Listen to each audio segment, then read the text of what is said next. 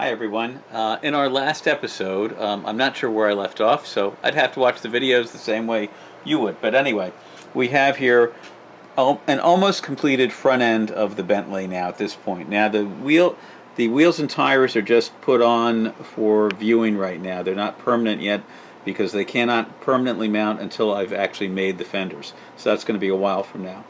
But just wanted you to get a quick view of how it looks with the suspension and literally everything in place on here. Now we've got the horns, we've got the little light unit, we've got the horns are also wired up as they should be. Suspension is actually all complete with all the hydraulic shocks, all the linkages, everything to the point of all the little grease nipples are in place. Everything is there.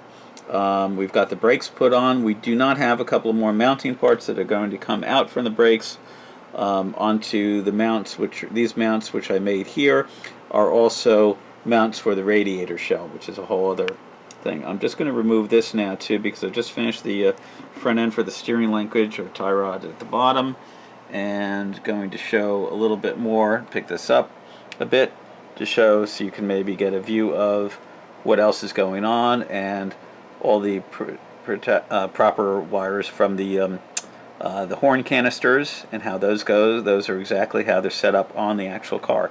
So in terms of the angles that they're in and where they're wired through, that's all correct. And yes, only the right horn is supposed to have a screen over it. The other is open. So again, just as was on the actual car, as to not only how it's restored but how it raced at Le Mans. And then we have the latest piece, which is just getting ready for priming and painting. Actually, I guess I should leave it there and show quickly how this attaches in. So this is going to get primed and then painted, which that's the other issue too that makes it more difficult, is that having to paint everything the same color and figure out the process of what gets made when it gets painted and when it gets assembled. And that's how it'll go into place. The only thing remaining to do now is to prime and paint it.